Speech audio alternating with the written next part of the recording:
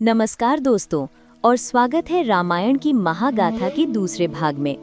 पिछले अध्याय में हमने देखा कि कैसे अयोध्या में श्री राम के राज्याभिषेक की घोषणा से खुशियों का माहौल था, लेकिन नियति के खेल को कौन जानता है।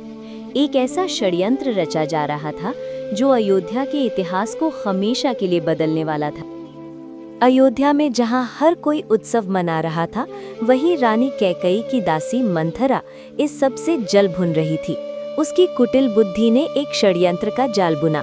वो दौड़ी दौड़ी अपनी रानी कैकेयी के पास गई, जो राम को अपने पुत्र भरत से भी अधिक प्रेम करती थी। मंथरा ने कैकेयी के मन में जहर घोलना शुरू कर दिया। उसने कैकेयी को उनकी सुंदरता, उनके महत्व और राजा दशरथ के उन पर प्रेम की याद दिलाई। फिर उसने झूठा डर दिखाया कि अगर राम राजा बन गए तो कौशल्या का प्रभाव बढ़ जाएगा और कैकेयी और उनके पुत्र भरत को भुला दिया जाएगा। मंथरा की बातों में आकर रानी कैकेयी का मन बदल गया। वो अपने राजसी वस्त्र और आभूषण त्याग कर मैले कपड़े पहनकर कोप भवन यानी क्रोध कक्ष में लेट गईं। जब राजा दशरथ उनके पास आए और उनकी ये दशा देखी तो वे व्याकुल हो गए। उन्होंने कैकेयी से उनकी प्रसन्नता का मूल्य पूछा। कैकेयी ने राजा दशरथ को उस वचन की याद दिलाई जो उन्होंने देवासुर संग्राम में उनकी जान बचाने के बदले दिया था। राजा दशरथ ने उन्हें 2 वरदान मांगने को कहा था। आज कैकेयी ने वही 2 वरदान मांगे। पहला वरदान, मेरे पुत्र भरत को अयोध्या का राज सिंहासन मिले, और दूसरा वरदान, राम को 14 वर्षों का वनवास मिले। ये सुनकर राजा दशरथ मूर्छित होकर गिर पड़े। उन्होंने कैकेयी को बहुत समझाया, लेकिन वो अपनी बात पर अड़ी रही। अंत में राम को बुलाया गया। राम ने जब अपनी माता कैकेयी से पिता की इस दशा का कारण पूछा तो कैकेयी ने उन्हें अपने दोनों वचनों के बारे में बताया। पिता को दिए वचन को सुनकर राम के चेहरे पर दुख की एक भी रेखा नहीं आई। उन्होंने मुस्कुराते हुए कहा, पिताजी के वचन का मान रखना तो मेरा परम धर्म है। रघुकुल की रीत है, प्राण जाए पर वचन न जाए। उन्होंने सहर्ष वनवास स्वीकार कर लिया। जब ये समाचार सीता तक पहुंचा तो उन्होंने तुरंत निर्णय लिया कि वे भी अपने पति के साथ वन जाएंगी। उन्होंने कहा, एक पत्नी का धर्म अपने पति के साथ रहना है, चाहे महल हो या वन। राम ने उन्हें बहुत समझाया, पर सीता अपने निश्चय पर अडिग रही।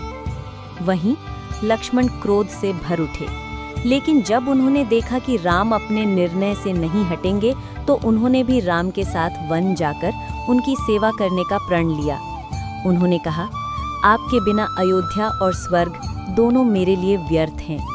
तीनों ने अपनी माता कौशल्या और सुमित्रा से विदा ली। महल में शोक की लहर दौड़ गई। इसके बाद उन्होंने अपने राजस्वी वस्त्रों का त्याग कर तपस्वियों के समान वल्कल वस्त्र यानी पेड़ों के छाल से बने वस्त्र धारण किए।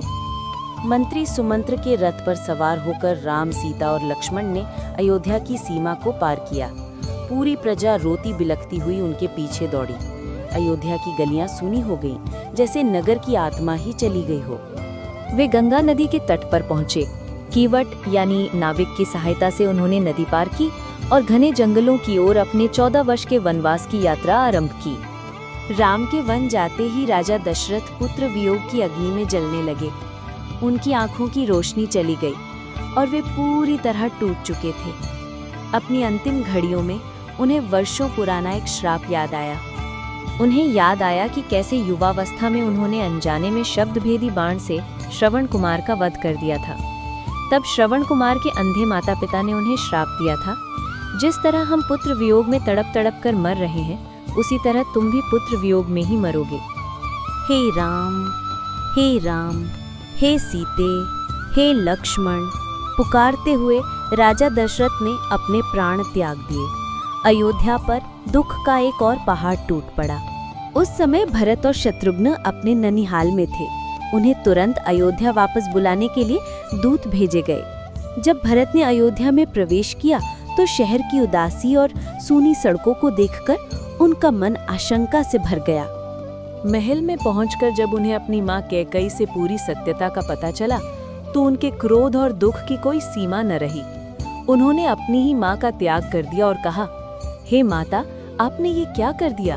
जिस राम के लिए मैं अपना सर्वस्व न्यौछावर कर सकता हूँ, आपने उन्हीं को वन भेजकर मुझसे मेरा सब कुछ छीन लिया। भरत ने तुरंत निर्णय लिया। उन्होंने कहा, ये राज सिंहासन मेरे भाई राम का है और मैं इसे ग्रहण नहीं कर सकता।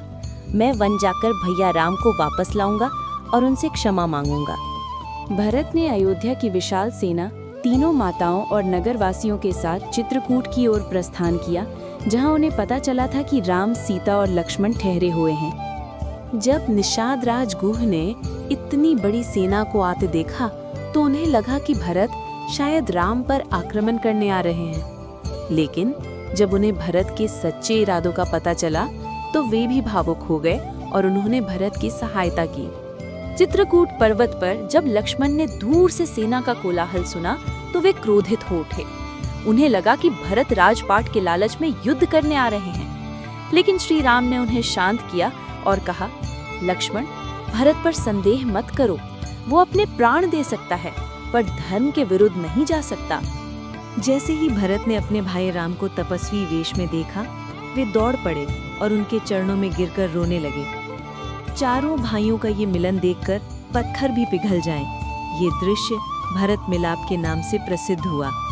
भरत ने राम से पिता के देहांत का समाचार सुनाया और अयोध्या लौटकर राज संभालने की विनती की।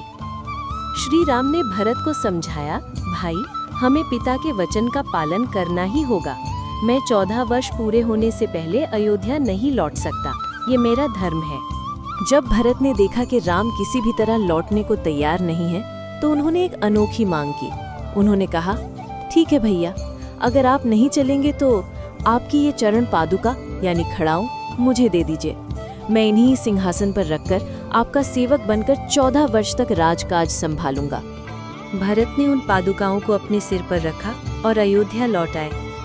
अयोध्या लौटकर भारत ने राजमहल में रहना स्वीकार नहीं किया। उन्होंने सिंहासन पर श्री राम की पादुकाओं को स्थापित किया और स्वयं अयोध्या के बाहर नंदीग्राम में एक तपस्वी की तरह रहते हुए राजकाज चलाया। वहीं दूसरी ओर राम ने चित्रकूट भी छोड़ दिया, क्योंकि अब अयोध्या के लोग उस स्थान को जान गए थे। वे नहीं चाहते थे कि लोग बार बार आकर उन्हें विचलित करें। इसलिए सीता और लक्ष्मण के साथ वे दक्षिण की ओर और भी घने और खतरनाक दंडकारण्य वन में चले गए। भरत का त्याग और राम की धर्मनिष्ठा ने एक अद्भुत उदाहरण प्रस्तुत किया। लेकिन अब दंडकारण्य के घने जंगलों में, जहाँ कई खूंखार राक्षस और तपस्वी ऋषि रहते थे, राम, सीता और लक्ष्मण का सामना किनसे होगा?